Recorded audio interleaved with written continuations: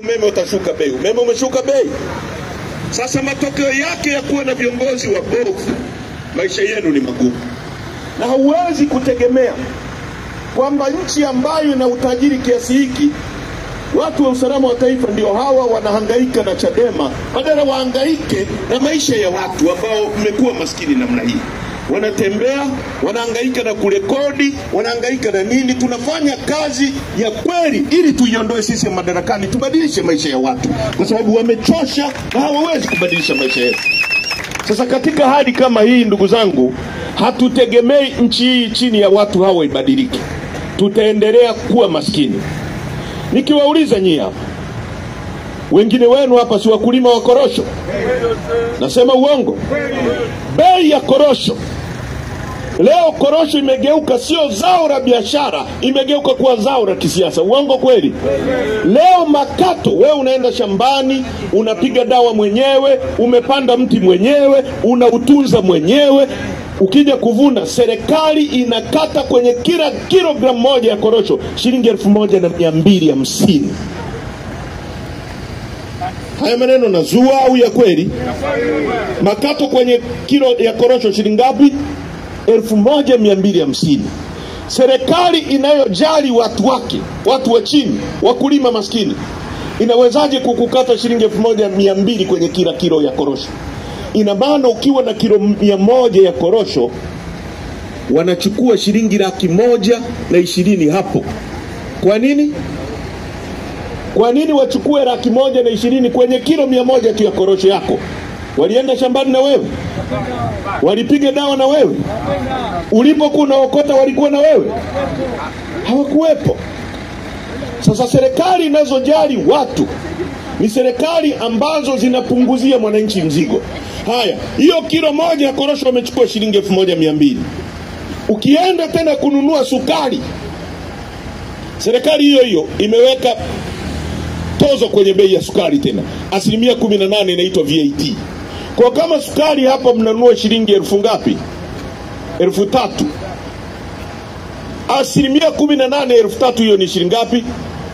Karibia shilingi 400-500 wanachukua tena kwenye kila kilo ya sukari unayonunua. Ukienda kununua kiberiti, kuna shilingi 18 pale tena. Kwenye kiberiti unachonunua shilingi 100. Ukienda kununua marapa, kuna kodi pale. Mafuta ya kipani, mafuta yanayowekwa kwenye pikipiki, kuna kodi pale. Sasa nyie mtapataje unafuu katika mazingira kama hayo? Haya, vijana hawana ajira. Serikali yenu inawaambia dunia nzima kuna tatizo la ajira. Haya, mmejiajiri hapo, mnaendesha bodaboda. Hizi bodaboda zote mnazoona zinahitaji matairi ya bodaboda. Uongo kweli? Si ndio hivyo? Miaka ya 70 Mwalimu Nyerere alijenga kiwanda cha General Tyres cha kwetu, kilikuwa kinatengeneza matairi ya magari, kinaajiri wa Tanzania wenzetu. Leo tunaagiza tairi kutoka China. Kwa hiyo kijana wa hapa Mnazi Mmoja, tairi ya bodaboda kisha akienda kununua, hiyo bodaboda imetoka China. Kwa hiyo ananunua ile fedha inakwenda China. Sasa wewe ajira unapataje kama fedha unayozalisha ndani yako inachukuliwa hapa inapelekwa kutengeneza ajira China? Si kama mnaelewa ninachokizungumza? Kama watu wa serikali wangekuwa na akili, si wanajenga hicho kiwanda hapa? Hicho kiwanda sikingekuajiri wewe. Wewe ukipata fedha si unanunua korosho kwa yule. Yule akipata fedha si anapanda bodaboda ya yule. Yule bodaboda akipata fedha si anakunywa chai kwenye mgahawa. Yule mgahawa akipata fedha si ananunua mboga za majani kwa huyu. Fedha inatembea within wananchi kuliko kutolewa hapa inapelekwa China. Alafu tuna watu wanaitwa viongozi serikalini. Hawa ambao wanaagiza mpaka toothpick kutoka China. Miti inatoka hapa kwetu inaenda kutengeneza toothpick China, tuletewe hapa. Unatengenezaje ajira kama kila kitu unaagiza kutoka China? Kama unga wa ngano unaagiza kutoka Ukraine au kutoka wapi? Saudi Arabia jangwani. Unatengenezaje ajira kwa watu wako? Matokeo yake ni kuambia nyie, tatizo la ajira ni tatizo la kidunia. Tatizo la ajira sio la kidunia, ni tatizo la Tanzania, kutokana na viongozi wa hovyo walioko madarakani wanaouza rasilimali zetu, wanaofanya nyie maskini mkose kazi ya kufanya. Mnalima ufuta hapa, bei mnapanga nyie. wanapanga wenyewe, si ndio? Tulipokuwa bungeni tumepambana, bandari zetu zilikuwa hapa, leo zimekabidhiwa kwa Mwarabu, kwa Dubai. Dubai mwaka 70 ilikuwa na watu 70,000. Tunye watu walindi wengi kuliko waliokuwa Dubai Jangwani. Leo wako milioni 3 tu, watu milioni 3. Sisi tuko milioni 63. Sisi watu milioni 63 hatuwezi kuendesha bandari, watu milioni 3 wanaweza kuendesha bandari. Mnanielewa vizuri? Uwanja wa ndege wa Kia kaujenga Mwalimu. Kila mtalii akitua pale anaacha shilingi $55. Dola 55. Akiwa anaruka anaacha dola 55. Leo kukusanya hizo fedha kwenye uwanja aliojenga Mwalimu akatuachia, eti hatuwezi, wamempa Muomani ndio akusanye hizo fedha apeleke kwa Omani kujenga nchi yao. Mtapataje ajira kama kila mnachokizalisha kinachukuliwa hapa kinapelekwa nje? Kwa nini mito haiwezi kujaa maji lakini baharini kunajaa maji? Bahari ina uwezo wa kukaa na maji muda mrefu, mto unatiririsha. Sasa uchumi wetu umekuwa kama mto, ni conduit, maji yanapita tu, hayawezi kukaa. Lakini maji yangekuwa yanaweza kukaa, hiyo fedha ingetuzungukia. Ndio mfano wangu na utoa hapa kwenu ili muelewe. Kama leo mnazalisha korosho, inatolewa hapa, inaenda kubanguliwa nje. Korosho mwisho wake sio tu kubangua. Yale mabibo yale si yanatumika kutengeneza nani? Si mnajua?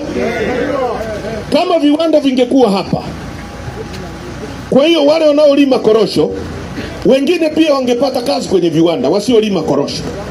Mmenielewa vizuri? Mwalimu si alituachia viwanda hapa? Kuna kiwanda hata kimoja kinafanya kazi? Lindi ilikuwa na mashamba ya mikonge.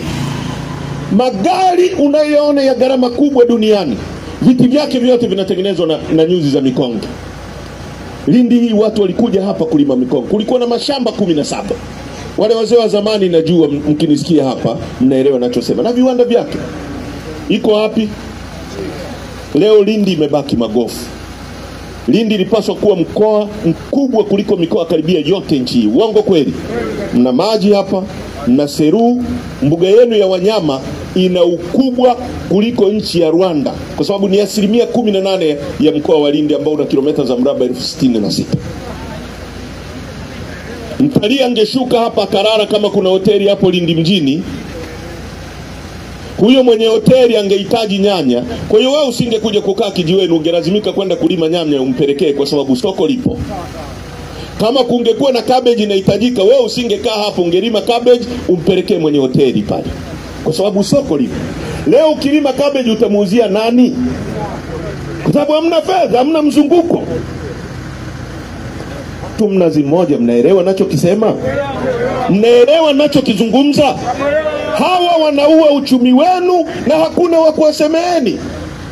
Ndio maana sisi tunaotoa sauti tunawindwa, tunachukiwa, kwa sababu watu mafisadi wamekaa kwenye mrija, wanaona kama tunawakatia mrija kwa kuja kuwaelimisha wananchi ili muelewe mnavyoibiwa. Inawezekanaje nchi ambayo ina dhahabu, nchi ambayo ina makaa ya mawe yanapitwa hapa kila siku, yanasafirishwa kwenda nje, watu wake ni maskini namna hii?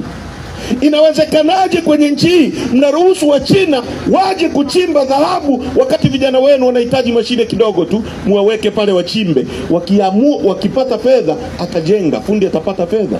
Fundi akipata fedha atanunua kitanda, anayeuza kitanda. Yule naye ataagiza ubao, mwenye ubao atapata fedha. Atahitaji abebee ubao kuletewa pale, mwenye gari atapata fedha. Fedha itazunguka. Unapoachia fedha hii ipelekwe kwa Wachina, ndani yako unaacha nini?